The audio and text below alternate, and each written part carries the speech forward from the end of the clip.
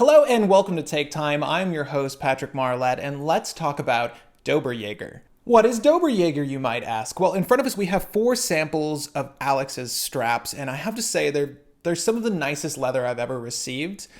So basically, Doberjober creates NATO-style straps, but with high-end Chromexcel and shell Cordovan leather, and features Zulu-style hardware. So you have thick, rounded hardware along the entirety of the strap. And you can either get that hardware in a brushed stainless steel or solid bronze. Now, I'm generally not into leather NATOs. I've had a lot of bad experiences with them in the past. But when Alex reached out to me talking about the quality of his straps, his previous business experience, he used to sell these are all handmade, he used to sell them on Etsy.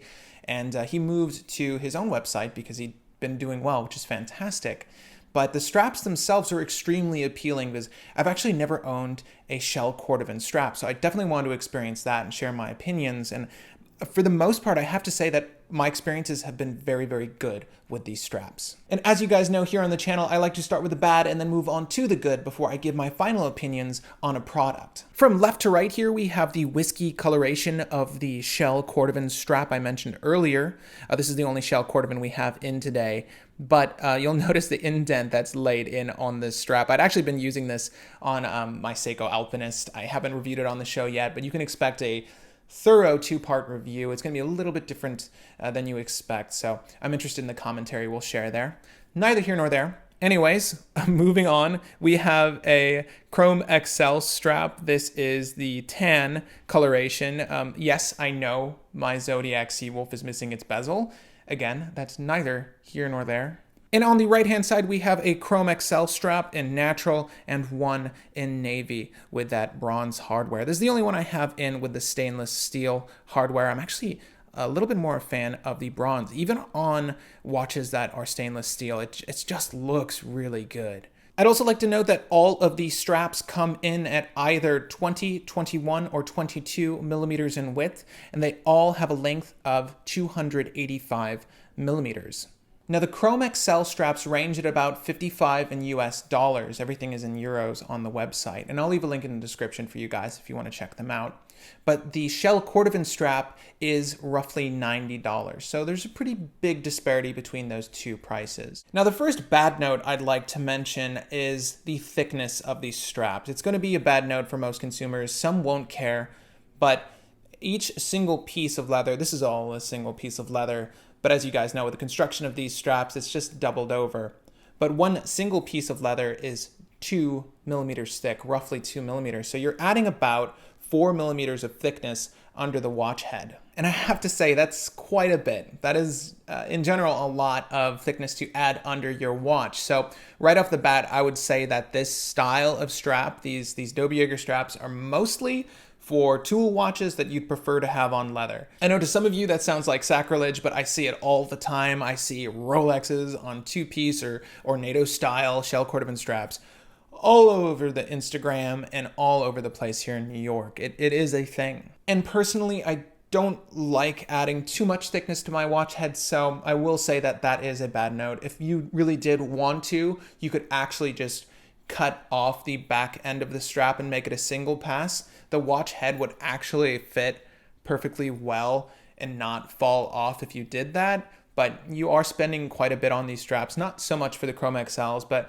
for the shell Cordovan one, and you're going to want to keep that leather there. So it's one of those fixes that's always suggested, but when you're paying this much for that leather, that's not necessarily the fix you want to go with. Other than the thickness, that's really the only bad note I had to state about these straps. Now, I've mostly been wearing this Chromexcel along with the whiskey shell Cordovan you see here off to the side, and they wear so well day to day. Despite the added height, they haven't been discolored, they're extremely durable, and extremely comfortable on the wrist. There's very little to complain about aside from the height. So why don't we go on to those good notes? So moving on to my good notes, I want to start with the wrist shot. So guys, this is what your watch is gonna look like for all of your admirers when on the Doberjober strap.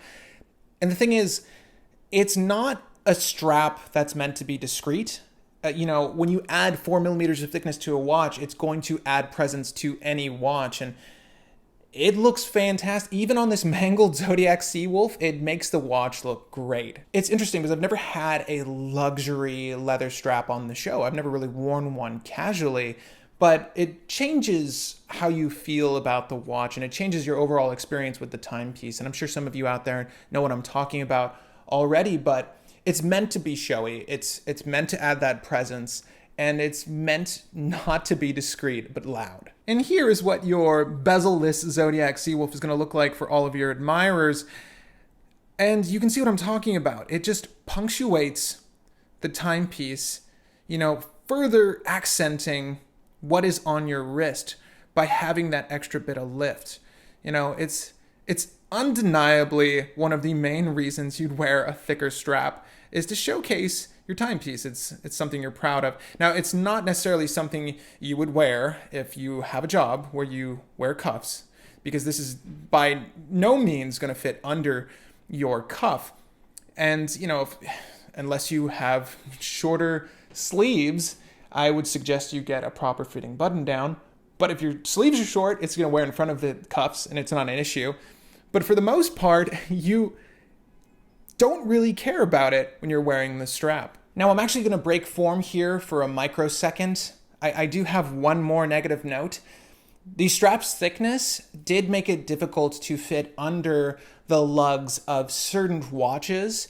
I would say 1 out of every 5 of my timepieces, these straps did not comfortably squeeze through, and I would have to remove the spring bars and press the spring bars in from behind the strap to get them to wear on that watch. So do note that this is definitely for your toolier watch. It is going to be for a watch that has a lot of space provided for a NATO style or Zulu style strap. It's not going to fit on your dress watch. And I think that's why I neglected to mention it in my bad notes, is because generally when we look at leather straps, I think we assume it's for a dress watch. I don't really think this is for a dress watch, and it was predominantly my dress watches that had that issue of fitting this on them, so minor bad note, not so much. However, bearing that in mind, I have to say they're about the same thickness, but for some reason the shell Cordovan was able to slide into watches easier. I think that's because both sides of the strap are finished. As you'll notice that there's a raw end to the Chromexcel. It doesn't provide any discomfort to the wrist. That's just how it was finished. I will say that this was easier to slide into lugs. That raw end has a tendency to catch onto your watch case. A lot of my watch cases actually have a bevel on the bottom, the underside, so it wasn't a huge issue for me, but just do bear that in mind as a note. Another good note about these straps, both the Cordovan one I have in hand and the Chromexcel, is the hardware that's attached. These are some of the nicest keepers I've had on any watch. Again, these are solid bronze, and they're finished to perfection, really, and you'd expect as much at this price point, but it's really one of the finer quality straps I've ever received in both hardware and the quality of the leather. Shell Cordovan is naturally water resistant, so what's nice about this is if you are attaching it to a tool watch, you're not going to have to worry about it so much about the care and maintenance of these straps, at least these Cordovan ones, because of their long-term durability.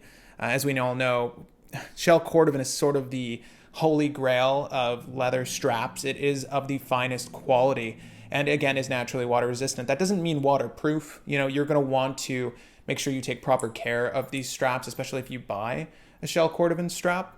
But do note that is one of its natural qualities and why it has that, or rather it requests that higher price point. The wearability on these straps is phenomenal. As you can see here, you have more than enough wearability options for most wrist sizes.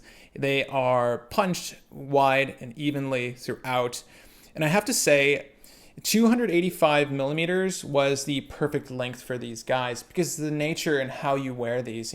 Leather NATOs, you generally don't fold over in the same way you would a nylon, particularly thicker ones. You'll generally pass it over the top of your second keeper and back through the first one. And at this length, it wears extremely well, at least on my 7¼ inch wrist where I've been sizing these guys, it wears extremely well. And yet another good point about these straps is that there is such a variety for a new brand. I mean, that I've seen, it's amazing how aggressively Alex is attacking the market with his straps. And of course, he's had some experience in the game, so it isn't exactly new to him, but I like that he is running a variety of colors for you as well. I love this navy look. I believe he has a black Horween strap as well, but that's sold out. But there is a variety of color options for you, so you're likely going to find something you want. I know that's generally a complaint here on the channel and for most consumers that a lot of places don't offer a good variety of options. So it's great to see a new brand come out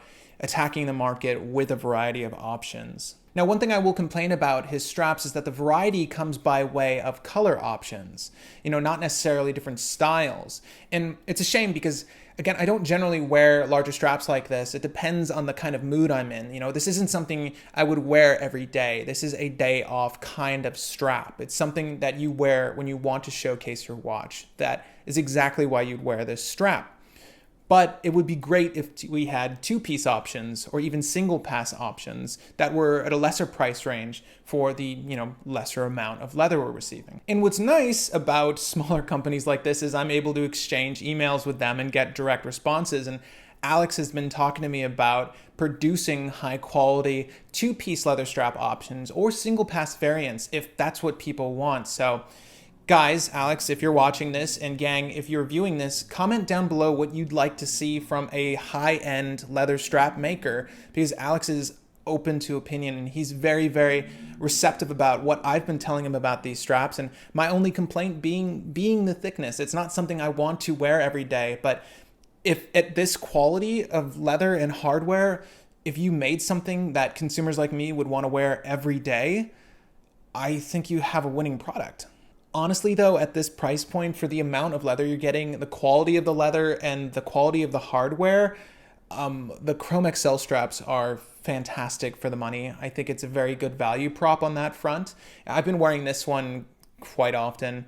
Believe it or not, I actually don't have that many dark brown leather straps. I generally tend to favor lighter browns, but this one is just really doing a lot for me, so this is sort of the one I wear. They are a step above your average leather strap if you're wondering why the price is as it is. So don't be mistaken in thinking that this is the same thing you're finding on Amazon for $8. It's not. This goes without saying, but let me know in the comments section down below what you'd like to see from one of these newer watch accessory brands. There's always new ones coming out every year. I get contacted by a lot of them, and it's hard for me to judge even what is good and what is not. And I'm really happy to say that Doberjober is very good. And I'm excited to see some of the changes he's making. I know he has prototype two-piece straps in the works for people that don't, they want something for their dress watch, not necessarily a showpiece. So I'm very excited for that. And of course, I'll share that on the show with you guys. But if you found this video insightful or in the least entertaining, feel free to hit that like button. It looks a little something like this guy.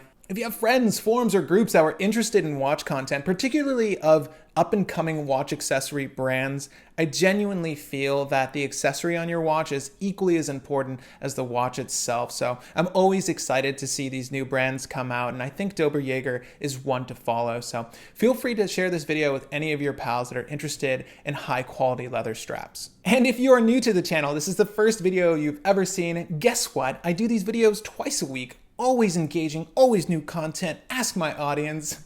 But seriously, if you like this kind of content, feel free to hit the subscribe button down there. It's under the video somewhere, and there's a bell icon next to that. So if you'd like to see my videos as they come out, precisely when they come out, you hit that button and you'll see it then. Again, my name is Patrick Marlette, and thank you for the time.